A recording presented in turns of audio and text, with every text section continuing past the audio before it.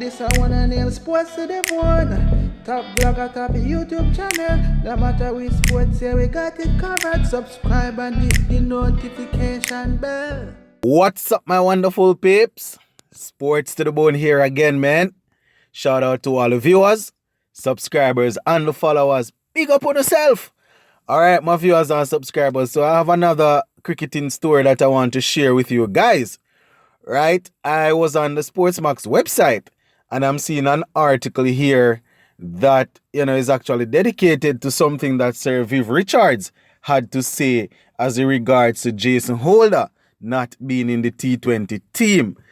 Initially I had said that I'm just going to leave it alone. I'm not going to cover anything that anybody else has to say. But when the big man comes out and speak, then, you have to cover it. So I'm going to go through, read the article with you guys, let you know what he has to say, and then I'll give my opinion about, the entire thing. So just stick around. But before we go down into that, my viewers and subscribers, you already know, just go ahead and get the golden rule out of the way, which is to hit that subscribe button, leave a like, and drop a comment. All right, so let's go into the article. So the article is entitled, Sir Vivian Richards Puzzled by the exclusion of Jason Holder from T20 World Cup. Yeah, man, so that is the title of this article. And as I said, I'm just going to read it for you guys and then I will stop in between. So it starts and it says, as the 2021 ICC T20 World Cup draws ever closer, some observers are still in disbelief at the squad Cricket West Indies selectors have chosen to defend the title the West Indies won in 2016, right? So basically they're letting you know that people are still concerned about, some of the players that are in. And they go on to say among them is Sir Vivian Richards. And they go ahead and they line out who Sir Vivian Richards is, just to make sure that you are not thinking that why is he giving his opinion. They go ahead and they say a man considered by many to be the greatest batsman of all time and one of the most destructive batsmen to ever play the game. Right? Before they go into the quotation for Viv Richards, as I said, they lay in the platform reminding us of who he is and all of what he would have accomplished. They went on to say that Richards, who played on the West Indies team that won, the World Cup in 1975 and 1979, said he still cannot believe that former West Indies captain Jason Holder was not among the 15-man squad named for the World Cup, right?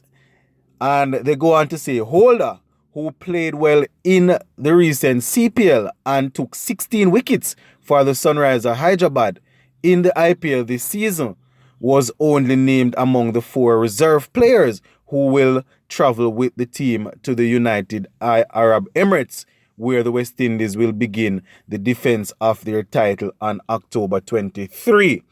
Right? Now, my problem with this, I'm gonna go ahead and read some more of my viewers and subscribers because they have some direct quotes from the big man. Now, my problem with this is the fact that a lot of these former cricketers, when the squad was just named, a lot of them did not come out and say anything a day or two after. Right? And I am thinking that this might be because they were well aware that Holder was not performing up to par leading up to the selection of this team. Over the last year or so, where T20 cricket is concerned, for West Indies, Jason Holder has not fired. You understand? He in the IPL, before the IPL went on break, he was actually dropped. When he came in the latter part, he started taking some wickets and thing. But you will remember that in the T20 games that West Indies had against, I think we had games against South Africa, Australia, and Sri Lanka. He was even dropped out of the team for a couple of these games. He was not performing with the bat and he was not performing with the ball. You understand? The CPL now, he went in and in the latter part of his CPL, he started to pick up some wickets, started to doing his thing, and then in the IPL here now, he really bowled well for the Sunrisers Hyderabad.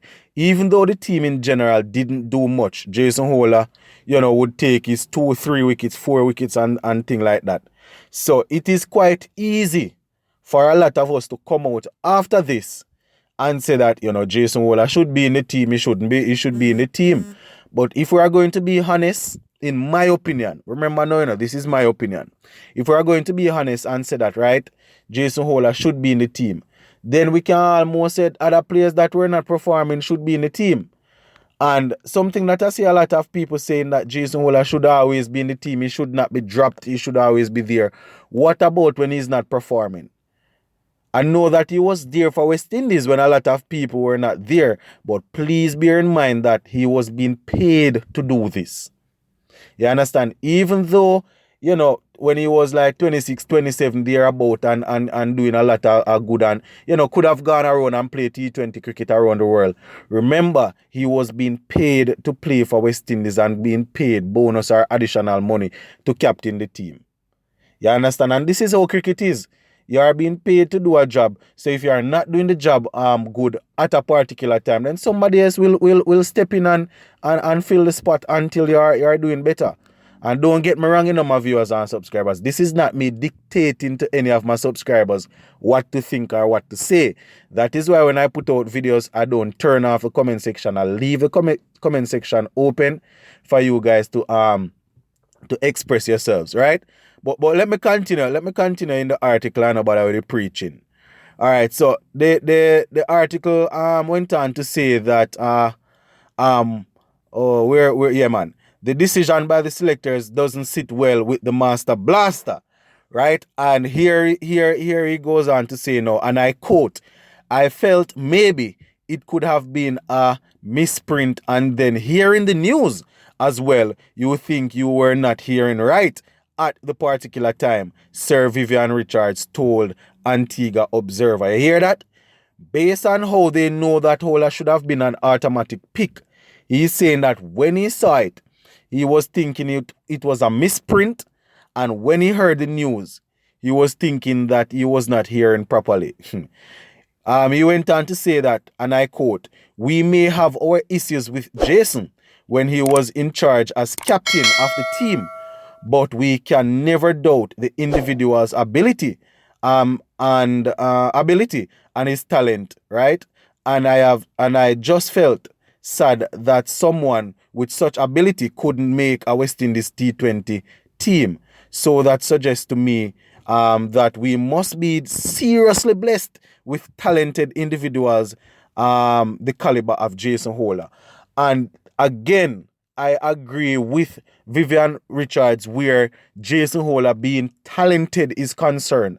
But if you are talented and you are not performing for an extended period of time, in my opinion, if they can find another all-rounder, even if he's not as talented as Jason Holder and he's performing to a level that is better than Holder, then I am going to carry the man that is performing.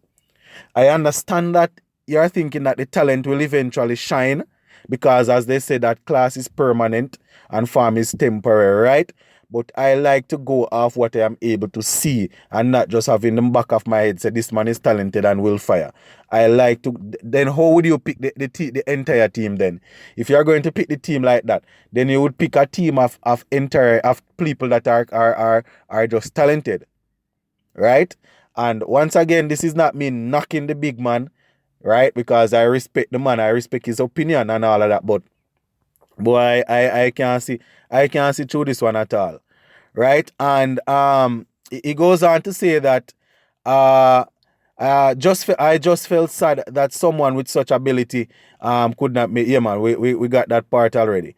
And the closing part, he said, despite his misgivings, Richards urged fans to get behind the team as it goes for a third World Cup title, having won the tournament in 2012 and 2016, right? And it goes on to say West Indies opened their defense against England in Dubai, right? So, you know, he was just close enough to let the fans know that they still need to support the team, which is the right thing.